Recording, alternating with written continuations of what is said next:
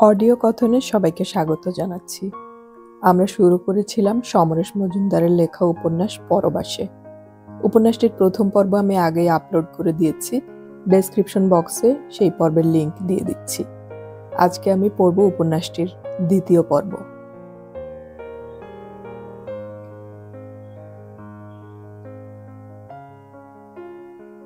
পরদিন সকাল 10টায় Bangladesh deputy high কমিশনারের অফিসে আকবর ভাইয়ের সঙ্গে দেখা করতে গিয়ে শুনল তিনি মিটিংয়ে আছেন। বাইরে ভিসার জন্য লাইন পড়েছে। নার্গিস সেদিকে তাকিয়ে বলল, কত লোক বাংলাদেশে যাচ্ছে না? একটু বিরক্ত হলো সিরাজ। আচ্ছা, তুমি এখন এসব ভাবছ? আমার সমস্যার যদি সমাধান না হয় তাহলে তোমার খারাপ লাগবে না? এই কথা কি করে বললে তুমি? আমি তো তোমাকে এই নিয়ে চিন্তা করতে দেখছি না। কেউ চিন্তা করছে কিনা তা দেখা যায় না। ও, ধরো আমাকে ইন্ডিয়া গভর্নমেন্ট থাকার অনুমতিপত্র দিল না, আবার ফিরে যাওয়ার বৈধ কাগজও নেই। ওরা তো আমাকে জেলে পাঠাবে। তোমার ভিসার মেয়াদ শেষ হওয়ার আগেই তোমাকে ঢাকায় ফিরে যেতে হবে। আমি এখানকার জেলে থাকবো আর তুমি ঢাকায়। ভাবতে পারছো? সিরাজ স্ত্রীর দিকে তাকালো। না। কি করবে তুমি? আমি ফিরে যাব না। ভিসার মেয়াদ শেষ হয়ে যাওয়ার পর এদেশে থাকা অপরাধ। তোমার শাস্তি হবে। হোক, শুধু বলবো আমাকে যেন তোমার সঙ্গে জেলের এক জায়গায় রাখে, তাহলে সব মেনে নেব। নার্গিস হাসল। তার মুখের দিকে তাকিয়ে কোনো কথা খুঁজে পাচ্ছিল না সিরাজ। ঘণ্টাখানেক পরে আকবর ভাইয়ের ঘরে ঢুকতে পারল ওরা। আকবর বললেন, সরি আপনাদের অপেক্ষা করতে হলো। কালকের কাগজটা দিন। আর হ্যাঁ ম্যাডাম, আপনার পাসপোর্ট এনেছেন? সেগুলো হস্তগত করে বেল বাজিয়ে পিয়নকে ডেকে বললেন, এগুলো নিয়ে অফিসে যাও, যা করতে হবে তা ওদের বলা আছে। লোকটা কাগজ নিয়ে চলে যাওয়ার পরে আকবর বললেন, সাধারণত স্পেশাল ব্রাঞ্চ অফিস আমাদের সুপারিশ মেনে নেয়। আপনাদের যে কাগজ দেব তা নিয়ে এখান থেকে সোজা ওদের অফিসে চলে যান। মাথা নাড়ল সিরাজ। নার্গিস জিজ্ঞাসা করল, যদি ওরা না মানে? খারাপ চিন্তা কেন ডেকে আনছেন? আকবর হাসল। নার্গিস বলল, আমরা যে হোটেলে আছি তার বেয়ারা বলেছে যে 6,000 টাকা দিলে তার লোক বর্ডার পার করে দেবে। ঢাকায় ফিরে যেতে ওর অসুবিধা হবে না, কিন্তু উনি ভয় পাচ্ছেন যদি ধরা পড়ে যান। আচ্ছা, ধরা পড়ার কোনো চান্স কি আছে? আকবরের মুখ গম্ভীর হয়ে গেল। বলেন, তাহলে আমার কাছে আসার প্রয়োজন কি ছিল? দালাল ধরে চলে গেলেই পারতেন। সিরাজ প্রতিক্রিয়া বুঝে সামাল দেওয়ার চেষ্টা করল। না না, আমি বেআইনিভাবে ফিরতে চাই না। আসলে লোকটা এমনভাবে ওকে বুঝিয়েছে যে, বুঝতেই পারছেন, মেয়েদের সহজেই ভয় পাওয়ানো যায়। অত্যন্ত ভুল কথা বললেন। আকবরের মুখ এখনো থমথমে। মানে? আমাদের দেশের প্রধানমন্ত্রী একজন মহিলা, বিরোধী নেত্রীও তাই। আপনার কি মনে হয় এদের সহজে ভয় পাওয়ানো সম্ভব? মাথা নাড়ল সিরাজ। না না, ওদের কথা আলাদা। ওদের ব্যক্তিত্ব, চিন্তাভাবনা একেবারেই আলাদা। পশ্চিমবঙ্গের মুখ্যমন্ত্রীও মহিলা। ইন্ডিয়ার অনেক রাজ্যেই মহিলা মুখ্যমন্ত্রী আছেন। ইন্ডিয়ার প্রধানমন্ত্রী ছিলেন মিসেস ইন্দিরা গান্ধী। মুখে যা আসে তা বলে ফেলা মোটেই ভালো নয়। আকবর যেন নিজেকে ক্ষত করলেন। আপনাকে যে বেয়ারা এই প্রস্তাব দিয়েছে তার নাম কি? সিরাজ নার্গিসের দিকে তাকালো। নার্গিসের মুখ অন্য পাশে ঘোরানো। সে বলল, প্রয়োজন হয়নি বলে নাম জিজ্ঞাসা করিনি। কিন্তু এখন তো প্রয়োজন হবেই। এ ধরনের লোককে পুলিশের হাতে তুলে দেওয়া উচিত। এরা কত নিরীহ মানুষের দুর্বলতার সুযোগ নিয়ে হাজার হাজার টাকা বেআইনিভাবে রোজগার করছে। আপনাদের বলেছে 6,000 টাকা দিলে ওরা বর্ডার পার করে দেবে? আকবর জিজ্ঞাসা করল। হ্যাঁ, মাথা নাড়ল সিরাজ। আকবর হেসে ফেললেন। ওটা ক্রমশ বাড়বে। আপনার পকেট শূন্য হওয়ার পর যখন থামবে তখন আপনি চোখে সর্ষে ফুল দেখবেন। এই বেআইনি পারাপার করার চেনে কত লোক থাকে তার আন্দাজ আছে? না। বর্ডারে যাওয়ার আগেই 6,000 কর্পূরের মতো উড়ে যাবে। আকবর একটু ভাবলেন। তারপর বললেন, দুটো পথ আছে। একটা হলো আপনারা যে হোটেলে আছেন তার পুলিশ স্টেশনে গিয়ে ব্যাপারটা জানান।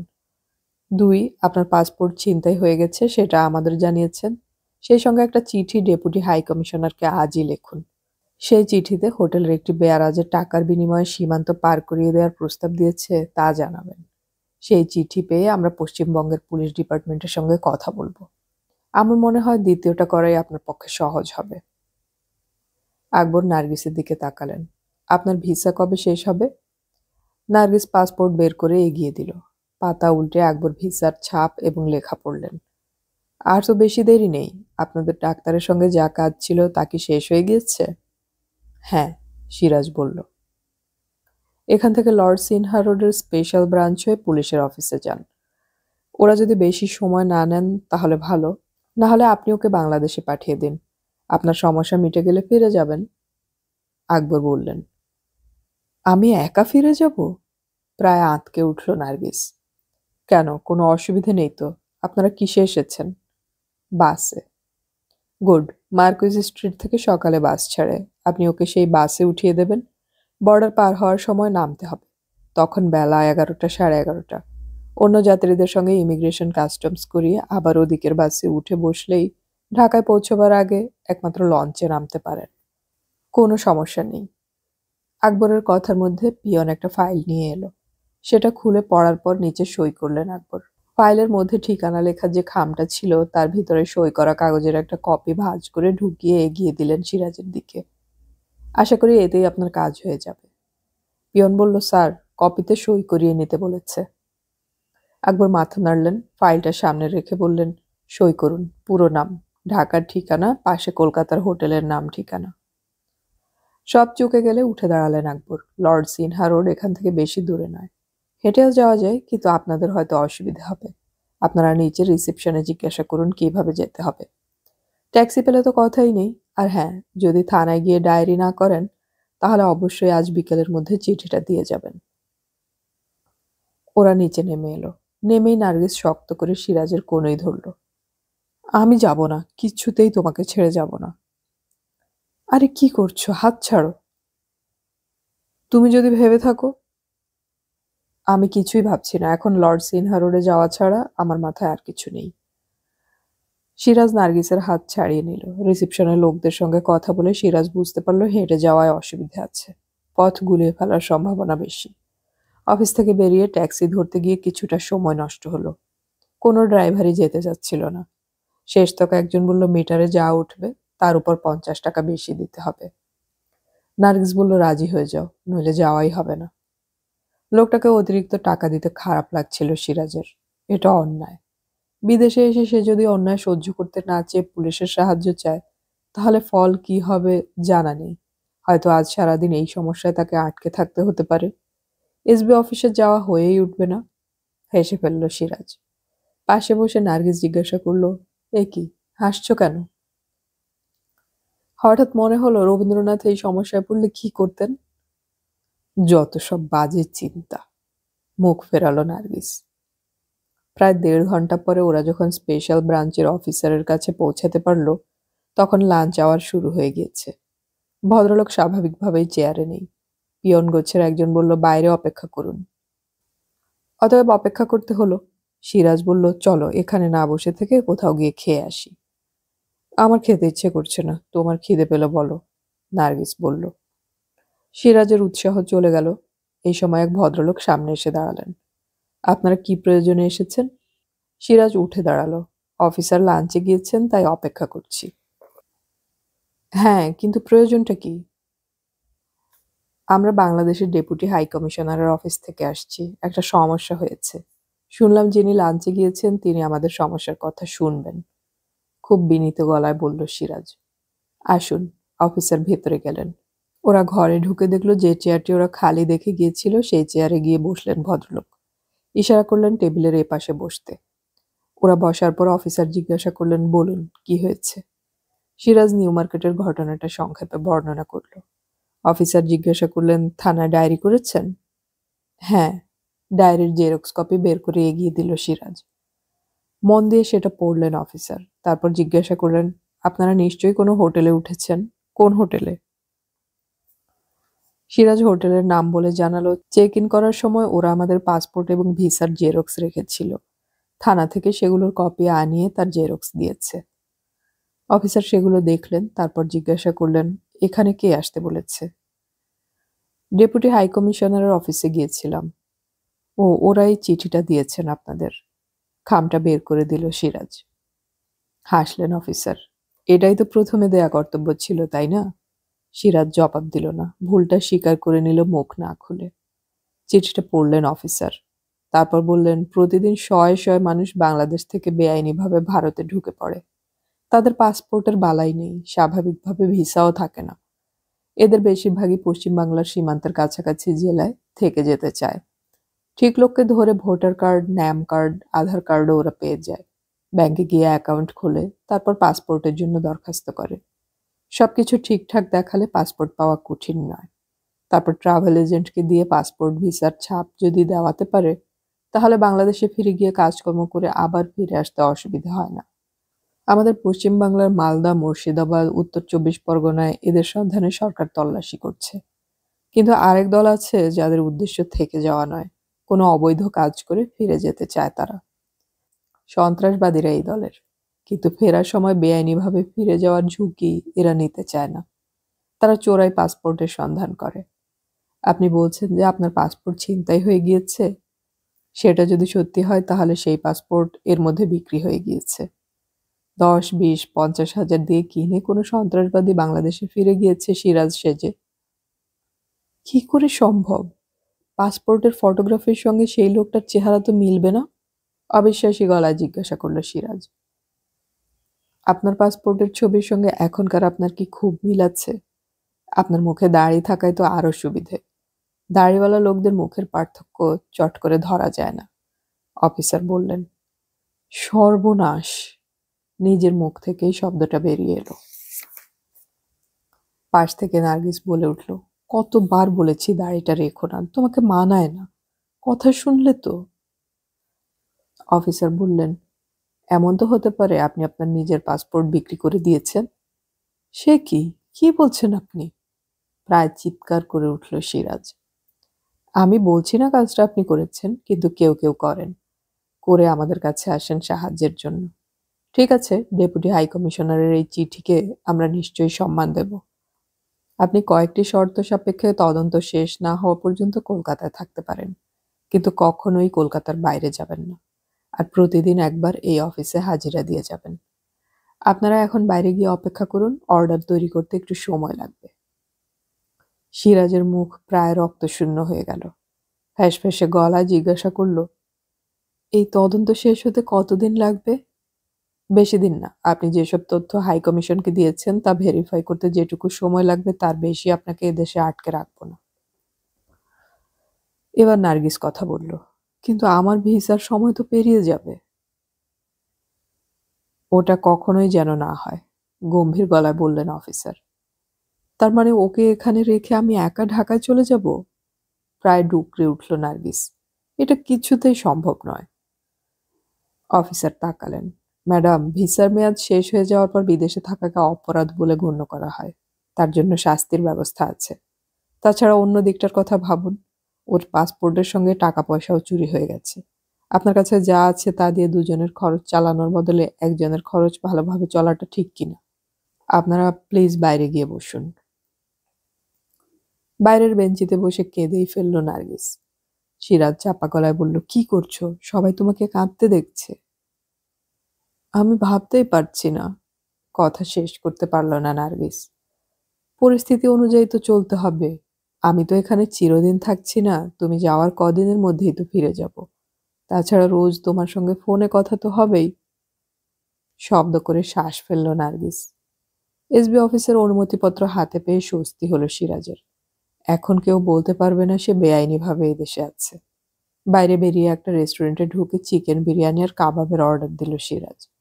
এই দুটোই নার্গিসের খুব প্রিয় খাবার, কিন্তু সিরাজ লক্ষ্য করলো আজ খাবারের নাম নার্গিসকে খুশি করলো না। তোমার কাছে এখন যা আছে তাতে হোটেলের ভাড়া মিটিয়েও কয়েকদিন চলে যাবে। তবে তুমি যাওয়ার পরে আমি হোটেল পাল্টাবো। কেন? চোখ ছোট হলো নার্গিসের। আমার একার জন্য অত বড় ঘরের তো দরকার নেই, কম ভাড়ায় কোনো হোটেলে থাকলে পয়সা বাঁচবে। একটু ভাবলো নার্গিস, তারপর বাঁ হাতের মোটা সোনার বালা টেনে খুলে সিরাজের সামনে রাখলো। এখানে সোনার ভরি কত করে জানি না, এতে ২.৫ ভরি সোনা আছে। তোমাকে পয়সা বাঁচানোর জন্য সস্তার হোটেলে যেতে হবে না। অবাক হয়ে গেল সিরাজ। তুমি কি পাগল হয়ে গেলে? নার্গিস উত্তর দিল না। সিরাজ বলল, বালাটা হাতে পরে নাও, যে টাকা আছে দিব্যি হয়ে যাবে। যদি না হয় তখন কি করবে? এই কলকাতায় তোমার পরিচিত কেউ কি আছে যার কাছে গিয়ে ধার চাইতে পারো? আছে? নার্গিস জিজ্ঞাসা করল। না, নেই। তুমি তো সঙ্গে কার্ড নিয়ে আসোনি। এতগুলো ডলার টাকা যে ছিনতাই হয়ে যাবে তা তো ভাবিনি। অবশ্য কার্ড থাকলে তা পার্সে থাকতো, পার্সটা তো ব্যাগেই থাকার কথা। ওটাও ছিনতাইকারী নিয়ে যেত। অবশ্য ব্যবহার করতে পারতো না। সিরাজ হাসল। তুমি কি মানুষ বলো তো? নার্গিস অবাক হয়ে তাকালো। মানে? এই ভয়ঙ্কর পরিস্থিতিতেও হাসতে পারছো? তুমি বেশি টেনশন করছো।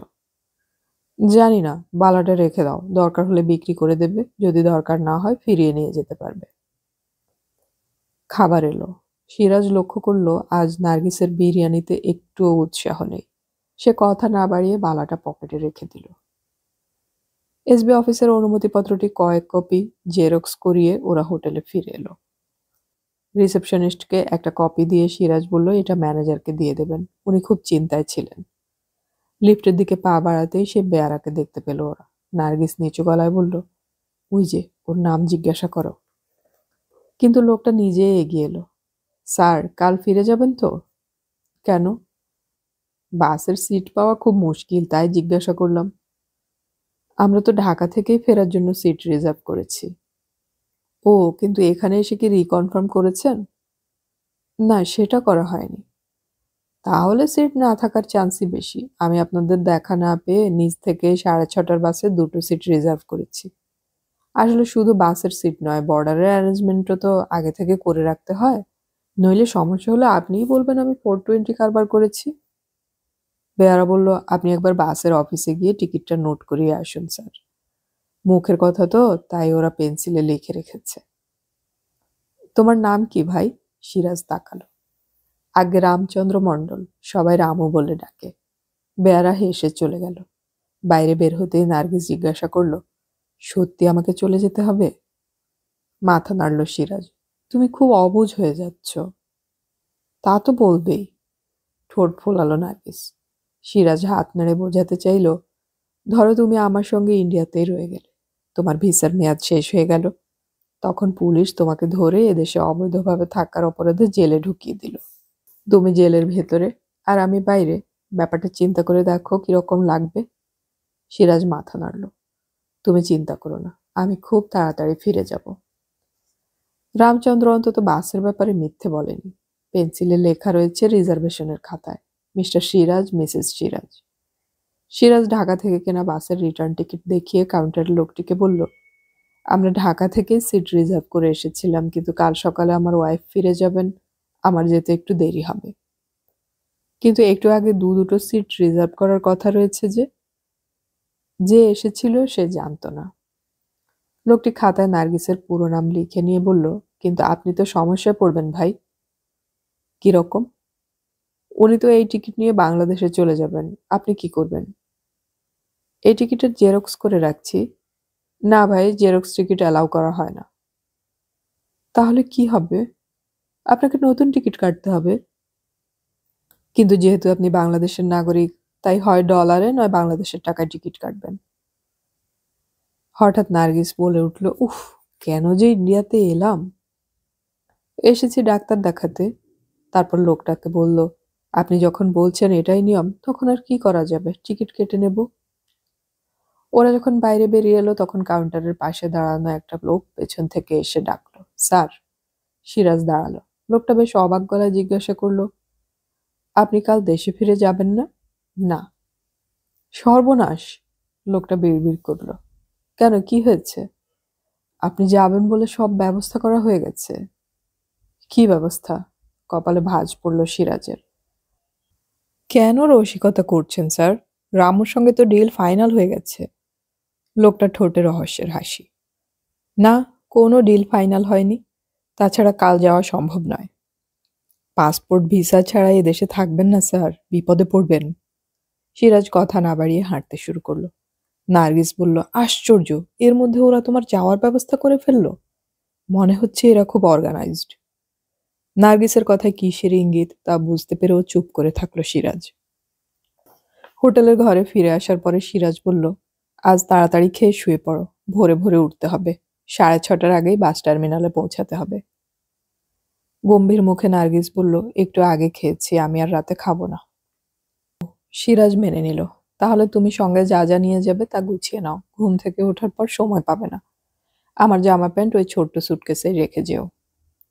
এই সময় দরজায় শব্দ হলো। সিরাজ এগিয়ে গিয়ে দরজা খুলতেই রামচন্দ্রকে দেখতে পেল। নমস্কার স্যার, ভেতরে আসতে পারি? হ্যাঁ, কি ব্যাপার? সিরাজ বিরক্ত হলো। এইমাত্র শুনলাম আপনি কাল ফিরে যাচ্ছেন না, এটা কি সত্যি?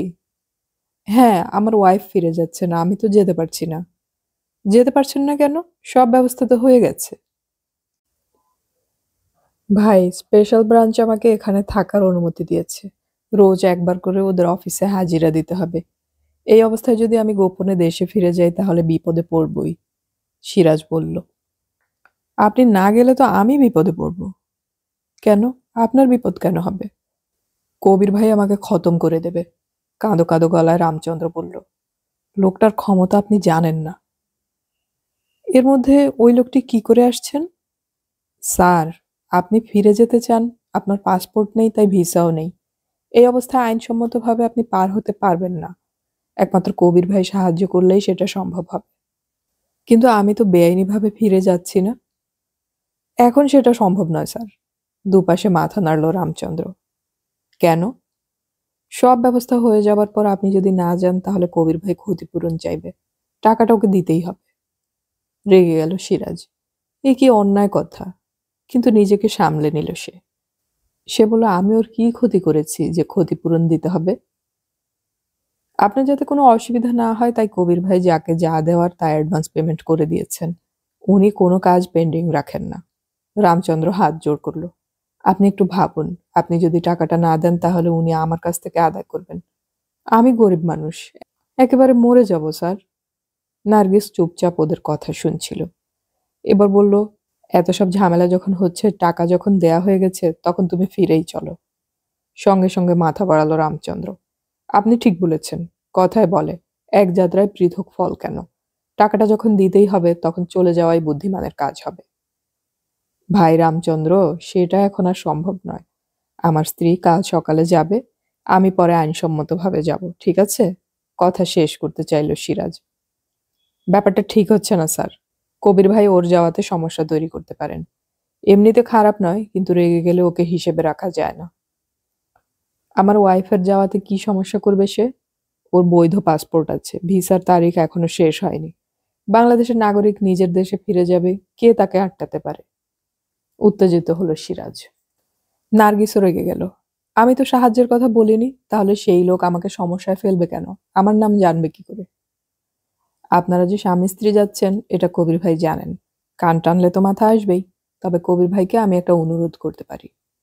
রামচন্দ্র যেন একটা পথ দেখতে পেল। উনি যেমন যাচ্ছেন চলে যান, ওকে যেন কোনো সমস্যায় কবির ভাই না ফেলেন। কিন্তু আপনি যাওয়ার সময় টাকাটা দিয়ে যাবেন। অবশ্য বুঝতেই পারছেন, সময় দিচ্ছেন না বলে একটু বেশি দিতে হবে। আশ্চর্য ব্যাপার, আমি বৈধ কাগজ নিয়ে যাব যখন, তখন ফালতু টাকা দিতে যাব কেন? আর একটু বেশি দিতে হবে মানে? বেশি না, ধরুন 10,000। কাল গেলে 6,000-এ হয়ে যেত। যদি টাকা না দেই? আটকে যাবেন। কাস্টমস ডিপার্টমেন্ট আপনার ব্যাগে এমন জিনিস পেয়ে যাবে যা নিয়ে যাওয়া নিষিদ্ধ। তারপর কি হবে ভেবে দেখুন। তুমি আমাকে ভয় দেখাচ্ছ? না স্যার, যা সত্যি তাই বলছি। সিরাজ একটু চিন্তা করলো। ঠিক আছে, তোমার কথা আমি মেনে নিলাম। তুমি কবির ভাইকে জানিয়ে দাও যাতে আমার ওয়াইফকে একটু বিরক্ত না করে। আমি বুঝিয়ে বলছি স্যার। আচ্ছা, আসছি। ওহ, ডিনার করবেন না? মাথা নেড়ে নিঃশব্দে সিরাজ না বলতেই রামচন্দ্র ঘর থেকে বেরিয়ে গেল। টিভি খুলল সিরাজ, খবর শুনছে। প্রায় প্রতিটি খবরই খুন, জখম ও ধর্ষণের। পৃথিবীর সব দেশের কিছু মানুষ এখন উন্মত্ত হয়ে গেছে। মেয়ের সম্মান রক্ষা করার জন্য বাবা প্রতিবাদ করায় তাকে সমাজ বিরোধীরা খুন করেছে। এরকম দুটো খবর শোনার পর টিভি বন্ধ করল সে। নার্গিস ততক্ষণে সুটকেস গুছিয়ে ফেলেছে। তারপর নিজের মনে বলল, আমার কিছুই ভালো লাগছে না, বুকের ওপর কিছু চাপ হয়ে বসে আছে। ওষুধগুলো নিয়েছো? সিরাজ জিজ্ঞাসা করল। হ্যাঁ, না তাকিয়ে জবাব দিল নার্গিস। আজ সারাদিন যা গেল নিশ্চয়ই ওষুধ খেতে ভুলে গেছো। তোমার যদি তাই মনে হয় তবে তাই। তুমি বড্ড বেশি অভিমান করছো সোনু। বহুকাল বাদে স্বামীর মুখে শোনো শব্দটি শুনে নিজেকে আর ধরে রাখতে পারল না নার্গিস। বিছানার উপর বসে পড়ে ডুকরে কেঁদে উঠল। ওর ভেঙে পড়া চেহারা এখন এতটাই করুণ যে সিরাজ দ্রুত পাশে এসে বসল। প্লিজ কেঁদো না। সঙ্গে সঙ্গে দুহাতে সিরাজকে জড়িয়ে ধরে ওর বুকে মাথা রাখলো নার্গিস। তার গলায় কান্না জড়ানো শব্দ তৈরি হলো। তোমাকে ছেড়ে আমি থাকবো কি করে? কটা দিনই তো। এই তো গত বছর ব্যবসার কাজে তাইওয়ান গিয়েছিলাম। তখন তো এমন করনি। তুমি শক্ত হও, আমি খুব শিগগিরই চলে আসব। নার্গিসের মুখ দুহাতে ধরে উপরের দিকে তুলল সিরাজ। জল উপচে পড়ছে দু চোখ থেকে। পরম যত্নে সেই জল মুছিয়ে দিতে চাইল সিরাজ।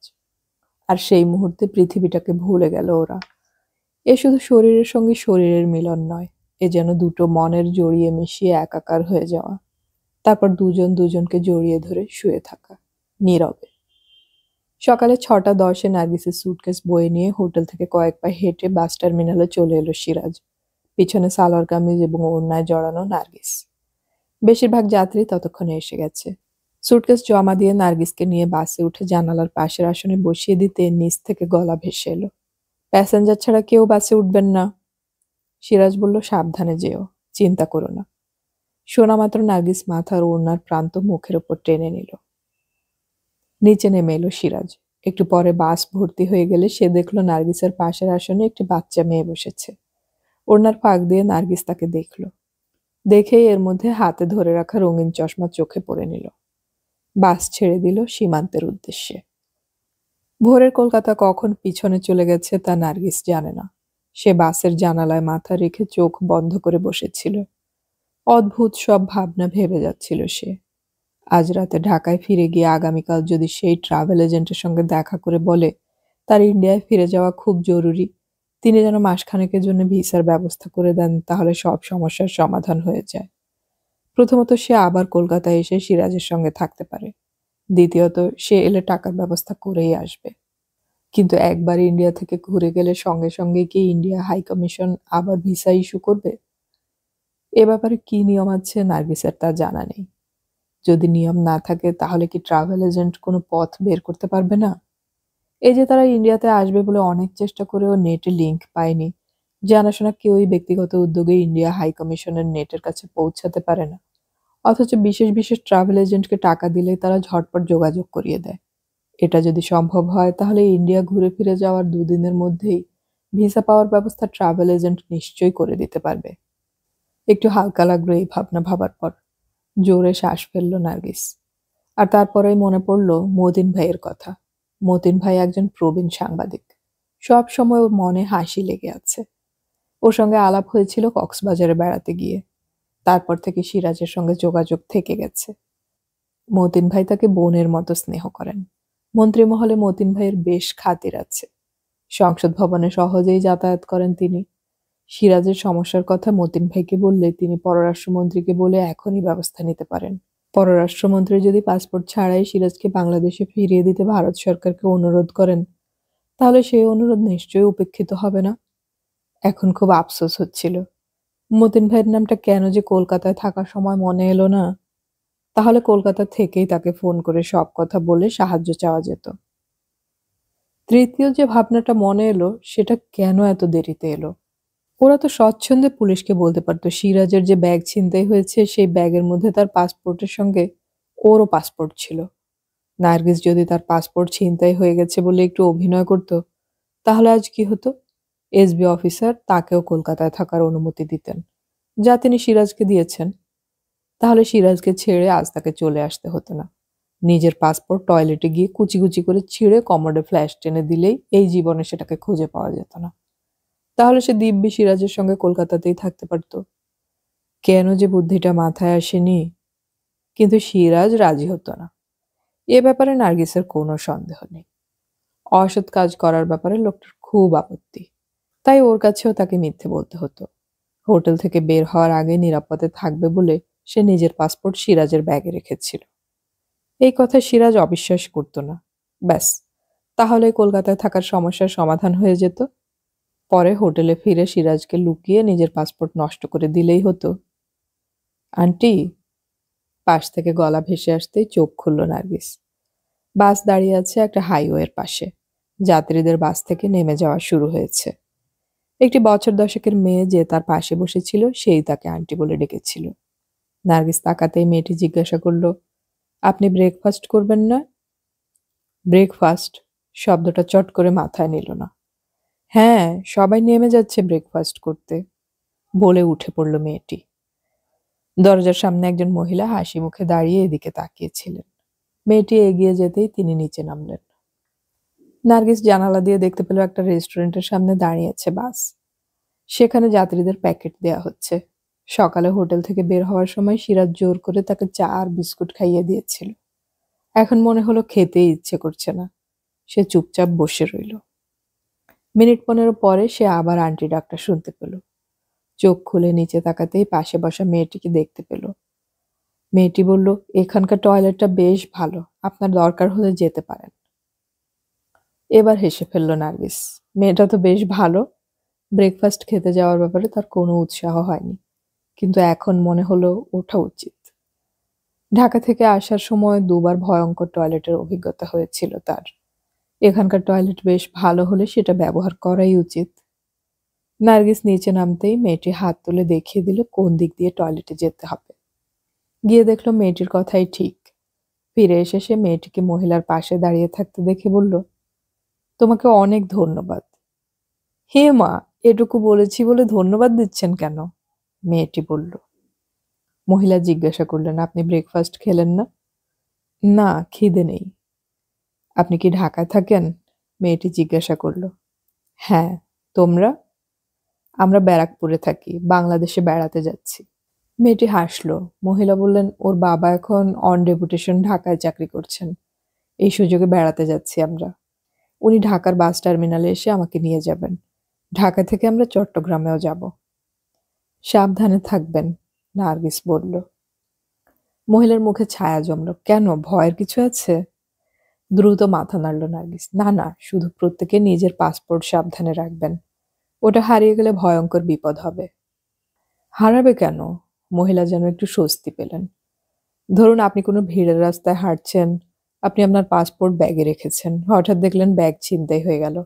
ছিনতাইকারীকে কিছুতেই ধরা গেল না।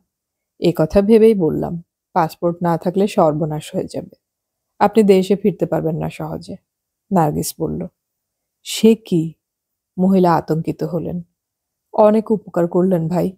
আমি এই ব্যাপারে সব সময় সতর্ক থাকব। প্রথমবার বিদেশে যাচ্ছি তো। বিদেশ শব্দটি কানে যেতেই হেসে ফেলল নার্গিস। হাসলেন কেন? মহিলা জিজ্ঞাসা করলেন। হাসলাম আপনি বিদেশ বললেন বলে। হ্যাঁ, আইন অনুযায়ী দুটো দেশ আলাদা, স্বাধীন। এক দেশ থেকে অন্য দেশে যেতে হলে পাসপোর্ট ভিসার দরকার হয়। অথচ আপনি যখন সীমান্ত পার হয়ে এক দেশ থেকে অন্য দেশে যাবেন তখন বুঝতেই পারবেন না অন্য দেশে গেছেন। এক ভাষা, এক গান, এক গল্প কবিতা। দুই দেশের সংস্কৃতির মধ্যে তেমন কোনো পার্থক্য নেই। তাহলে বিদেশ হলো কি করে? কিন্তু আইন যখন বলছে বিদেশ, তখন না মেনে উপায় নেই। তাই হাসি এলো। এলো নিজের অজান্তেই। নার্গিস বলল। সীমান্তের এপাশে এসে বাস থামলো। যাত্রীদের জিনিসপত্র বের করে দেয়া হলো। প্রথমে ভারতীয় হাই কমিশনে, ভারতীয় কাস্টমসে হাজিরা দিয়ে একটু হেঁটে বাংলাদেশ ইমিগ্রেশনে লাইন দিতে হবে। সুটকেস বেশ ভারী, কিন্তু তুলতে পারল নার্গিস। ঠিক সেই সময় একটা কিশোর এসে সামনে দাঁড়ালো। দেন, আমাকে দেন। কেন? আমি আপনাকে হেল্প করলে অসুবিধা নাই তো। তুমি কি কুলি? কত নেবে? যা দেবেন। কিশোর সুটকেস তুলে নিল। ম্যাডাম, আপনি তো ঢাকায় যাবেন, স্যার আসেন নাই? না। ম্যাডাম, আপনার নাম কি নার্গিস আপা? হ্যাঁ। আসেন। কিশোর একটু এগিয়ে গিয়ে দাঁড়িয়ে গেল সুটকেস হাতে নিয়ে। ততক্ষণে নার্গিসের মনে খটকা লেগে গেছে। ওর নাম তো এর জানার কথা নয়। জানলো কি করে? চারপাশে তাকালো। বাসের যাত্রীরা লাইন দিয়ে ভেতরে যাচ্ছে। হঠাৎ একটি রোগা মানুষ সামনে এসে দাঁড়ালো। নমস্কার ভাবি, রাস্তায় কোনো অসুবিধা হয়নি তো? উত্তর না দিয়ে সন্দেহের চোখে তাকালো নার্গিস। আপনি আমাকে চিনবেন না? চিনবেনই বা কি করে, কখনো তো দেখা হয়নি। কিন্তু কলকাতার রামচন্দ্রের মুখে আমার নাম নিশ্চয়ই শুনেছেন। লোকটা হাসলো। কবির ভাই? মুখ থেকে অসাড়ের শব্দটা বেরিয়ে এলো নার্গিসের। হ্যাঁ ভাবি, ঠিক নাম বলেছেন। আমি রামচন্দ্রকে খুব শাসন করেছি। সিরাজ ভাই যখন বলেছেন যাওয়ার সময় জরিমানা সমেত টাকাটা দিয়ে যাবেন, তখন আপনাকে ভয় দেখানোর কি দরকার ছিল? যাকগে, এই বর্ডারে আমি থাকতে আপনার কোনো অসুবিধা হবে না। নতুন শাড়ি ১ ডজন নিয়েছেন? কবির ভাই হাসল। না, না। নিলেই পারতেন। কোনো দেশের কাস্টমস অফিসার সুটকেস খুলে দেখবে না যদি আমার কথা শোনে। এই বাদল, ভাবিকে নিয়ে যা। আমার বলা আছে, তবু তুই স্যারকে মনে করিয়ে দিবি। তারপর ভেতরের বাসে ওঠার আগে আহার হোটেলে নিয়ে যাবি। ঘুরে দাঁড়িয়ে কবির ভাই বলল, ভাবি, আপনি আজ আমার অতিথি। সব কাজ শেষ হওয়ার পরে বাসে ওঠার আগে একটু ডাল ভাত মাংস খেয়ে নিলে আমি খুব খুশি হব। আহারের রান্না খুব ভালো হয়। যান যান। নার্গিস অবাক হয়ে দেখল স্বাভাবিক ২-৩টি প্রশ্ন ছাড়া তাকে কিছুই জিজ্ঞাসা করা হলো না। সুটকেস খোলা দূরের কথা, হাত দিয়েও দেখল না। ২ দেশের স্ট্যাম্প পাসপোর্ট নেওয়ার পরে খেয়াল হলো বাদল নামের কিশোর এখন দায়িত্ব দিয়ে গেছে করিম নামের একটি কিশোরকে। সেই সুটকেস তুলে দিয়েছিল রিকশায়, দিয়ে বলেছিল আহারের সামনে গিয়ে থামতে। সেখানে পৌঁছানোর কয়েক মিনিট পরেই করিম এসে হাজির হলো। আসেন আপা। কোথায়? রেস্টুরেন্টে। খাবেন তো? কবির ভাই অর্ডার দিচ্ছে। না, আমার খিদে নেই। ওখানে ঢাকার বাস দাঁড়িয়ে আছে না? হ্যাঁ আপা, কিন্তু আপনি না খেয়ে গেলে কবির ভাই খুব দুঃখ পাবেন। যশোরের কৈতেল খুব ভালো রান্না করে এরা, করিম বলল। কথা না বাড়িয়ে নিজেই সুটকেস টেনে বাসের পাশে চলে এলো নার্গিস। এসে দেখলো অন্য যাত্রীরা তখনও পৌঁছায়নি। বাস ভর্তি হওয়ার পরে নার্গিসের মনে হলো তার চেয়ে এই বাচ্চা মেয়েটি যদি জানালার পাশে বসে তাহলে ও চোখ ভরে বাংলাদেশকে দেখতে পাবে। নার্গিস মেয়েটিকে বলল, তুমি আমার জায়গায় এসে বসো। চকচক করে উঠল মেয়েটির চোখ। আপনার অসুবিধা হবে না তো? একটুও না। মাথা নেড়ে জায়গা বদল করলো নার্গিস। বাস চলতে শুরু করেছিল। মেয়েটি জানালার বাইরে তাকালো। শীতাতপ নিয়ন্ত্রিত বাস, তাই জানালা খোলা না হলেও দেখা যাচ্ছিল বাইরের পৃথিবী। দুপুরের খাবার রাঁধুনি রেস্টুরেন্টে খাচ্ছিল সিরাজ। এই রেস্টুরেন্টের রান্নার ধরন অবিকল ঢাকার রান্নার মতো। সিরাজ ওয়েটারকে ডেকে বলল, ভাই, ১ প্লেট শিম ভর্তা দেবেন? সরি স্যার, শিম ভর্তা শেষ হয়ে গিয়েছে, ওয়েটার বলল। সঙ্গে সঙ্গে ওপাশ থেকে এক ভদ্রলোক চেঁচিয়ে বললেন, আমি বেগুন ভর্তা বললাম, তুমি বললে আজ হয় নাই। উনি শিম ভর্তা বললেন, তুমি শেষ হয়ে গিয়েছে বলছো। তাহলে এই কথাগুলো তোমাদের মেনু কার্ডে রেখেছো কেন? যত সব। ভদ্রলোকের উল্টো দিকে যিনি বসে খাচ্ছিলেন তিনি চাপা গলায় বললেন, তুমি চুপ করবে? তাহলে আমি উঠে যাব। যিনি উত্তেজিত হয়েছিলেন তিনি কাঁধ ঝাঁকিয়ে থেমে গেলেন। সিরাজ এবার ওদের দিকে তাকালো। অবশ্যই বাংলাদেশ থেকে ওরা এসেছেন, কিন্তু তার চেনার কথা নয়। যদিও ভদ্রলোককে যিনি শাসন করলেন তাকে চেনা চেনা মনে হচ্ছিল। মহিলা যথেষ্ট সুন্দরী, ৩০-এর আশেপাশে বয়স। সে দেখলো ভদ্রমহিলা একটু ঝুঁকে ভদ্রলোককে কিছু বললেন। ভদ্রলোক তার দিকে তাকাতেই চোখাচোখি হয়ে গেল। হাসলেন তিনি। তারপর ওয়েটারকে ইশারায় কাছে ডেকে একটা প্লেট এগিয়ে দিলেন। ওয়েটার সঙ্গে সঙ্গে চলে এলো সিরাজের কাছে। শিম ভর্তার শেষ প্লেটটা ওই স্যারদের দিয়েছিলাম। উনি বললেন যদি আপনি খান তাহলে অর্ধেক নিতে পারেন। হেসে ফেলল সিরাজ। এরকম প্রস্তাব সে কখনো পায়নি। বাঁ হাতটা উপরে তুলে সে ভদ্রলোককে নিষেধ করল। এবার ভদ্রমহিলা ঘুরে বসলেন। এতটা আমাদের বেশি হয়ে যাবে, আপনি সংকোচ না করলে আমাদের ভালো লাগবে। আপনি এ কথা বললেন, এটাই যথেষ্ট। অনেক ধন্যবাদ, সিরাজ বলল। খাওয়া শেষ করে দাম মিটিয়ে যখন সে বের হচ্ছে তখন ওরাও বের হচ্ছিল। ভদ্রলোক বললেন, আপনি কোথা থেকে এসেছেন? নিশ্চয়ই ফরিদপুর। না, একদম খাস ঢাকা থেকে, সিরাজ বলল।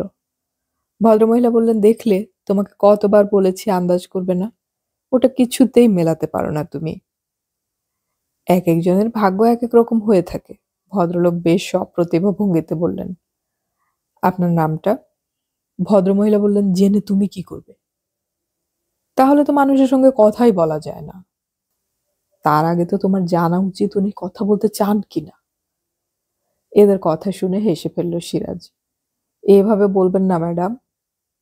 আমি তামান্না, ভদ্রমহিলা হাসলেন। আর ইনি হলেন আমার বড় ভাই মইনুল রহমান। আমরা কাল ইন্ডিয়াতে এসেছি, থাকি গুলশান। আচ্ছা আচ্ছা, আমি সিরাজ। আমার ফ্ল্যাট গুলশান থেকে বেশি দূরে নয়।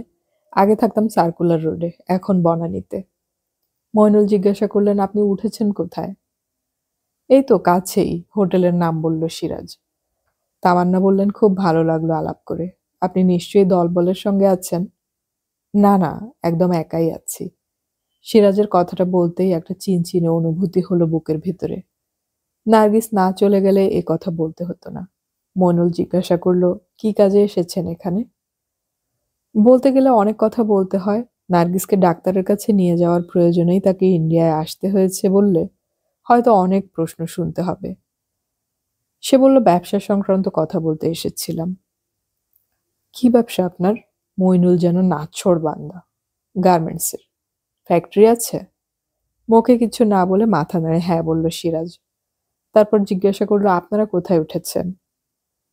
বালিগঞ্জ ফাঁড়ির কাছে একটা গেস্ট হাউসে। প্রতিবার ওখানেই উঠি। তার মানে মাঝে মাঝেই আসেন? হ্যাঁ। তামান্না বললেন, আমরা টিভি টেলিফিল্ম ব্যবসার সঙ্গে জড়িত। এবার পরিষ্কার হলো সিরাজের কাছে।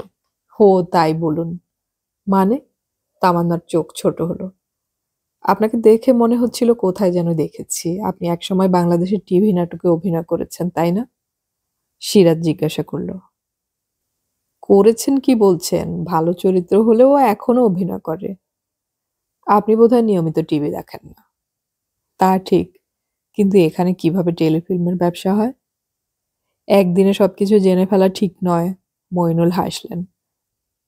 আজ বিকেলে বা সন্ধ্যার পর কি করছেন? তেমন কিছু না। পকেট থেকে একটা কার্ড বের করে মইনুল সিরাজের হাতে দিল। এটা যে গেস্ট হাউসে আছি তাদের কার্ড। কোয়ালিটি নামে একটা রেস্টুরেন্টের পাশের গলি। সন্ধ্যে 6:30টায় চলে আসুন, গল্প করা যাবে। দেখি। ঘড়ি দেখতে দেখতে বলল সিরাজ। দেখি নয়, তামান্না হাসলেন। আমি কিন্তু খুব এক্সপেক্ট করব। তাহলে চলি। আপনি কোথায় যাবেন? মইনুল জিজ্ঞাসা করলেন। আমি? ও, লর্ড সিনহা রোডে। লর্ড সিনহা রোডের এসবি অফিসে গিয়ে প্রথমে তল পাচ্ছিল না সিরাজ। গতকালের সেই অফিসারটি এখন অফিসে নেই। অন্য যারা আছেন তারা যেহেতু তার কেস জানেন না, তাই পাত্তাই দিচ্ছিলেন না।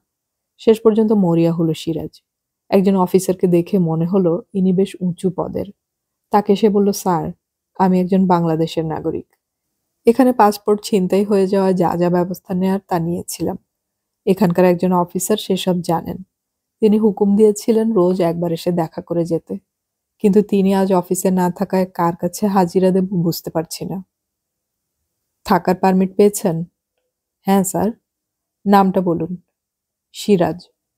ঠিক আছে, কাল আসবেন। আচ্ছা, আপনি কি সরকারের কাছে দেশে ফিরে যাওয়ার অনুমতি চেয়ে কোনো আবেদন করেছেন? না, সেরকম কোনো আবেদন করা হয়নি। কাল যখন আসবেন একটা আবেদনপত্র নিয়ে আসবেন। অফিসার তার ঘরের দিকে চলে গেলেন।